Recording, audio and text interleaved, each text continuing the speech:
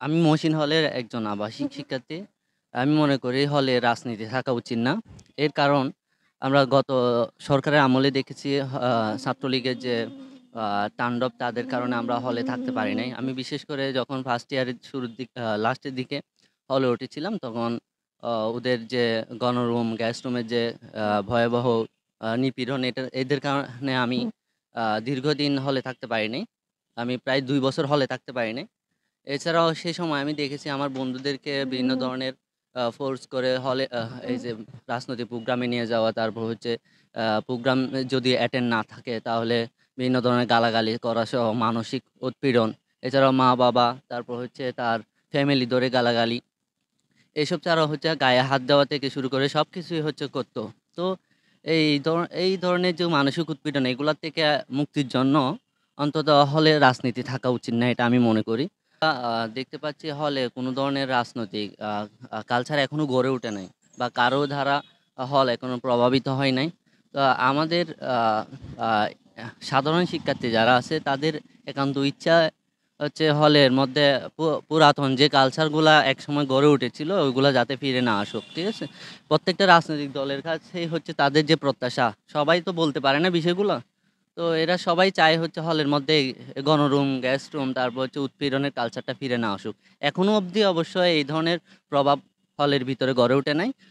ভবিষ্যতেও তারা চায় না এই ধরনের কালচার গড়ে উঠুক, এটাই। ডেফিনেটলি উচিত না। হল রাজনীতি একটা হচ্ছে ব্যাড কালচার, যার ফলে হলে পড়াশোনার পরিবেশ থাকে না। ছেলেরা প্রথম এখানে ইন্টারমিডিয়েট পাস করে আসে, এরপরে সে পড়াশোনা করতে চায়। তো এখান থেকে তাকে পড়াশোনা করতে না দিয়ে রাজনীতিতে ঢুকে দেওয়া হয়, তাহলে তো সে আর পড়াশোনার প্রতি ওর কনসেন্ট্রেশনটা থাকছে না। তার ফলে যার ফলে অনেক সমস্যার সৃষ্টি হচ্ছে। আর হল পলিটিক্স থাকলে সিট সংকট তৈরি হয়। পলিটিক্যাল লিডাররা সিট ধরে রাখে, নতুন ছাত্রদেরকে দেয় না সিট। ওর গেস্ট রুম কালচার শুরু হয়ে যায় হল পলিটিক্স থাকলে। এরপরে হচ্ছে হল পলিটিক্স থাকলে হচ্ছে গণরুমের বিষয়টা আবার চলে আসে সামনে। তো যার ফলে আমার মনে হয় হল পলিটিক্স থাকা কোনো দরকার নেই। ছাত্ররা যেরকম আছে এরকম থাকুক, পড়াশোনা করুক, তাহলে ইউনিভার্সিটির জন্য ভালো।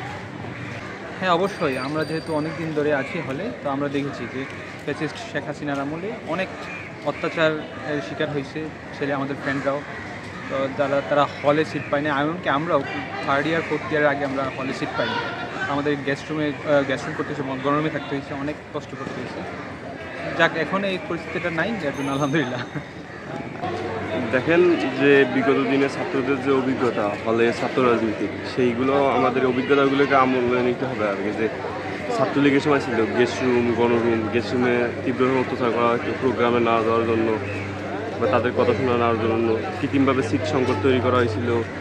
অছাত্ররা থাকতেছিল ক্ষমতাসীন ছাত্রদলের, ছাত্রলীগের, ছাত্র সংগঠনে মানে সাহায্যে তাদের।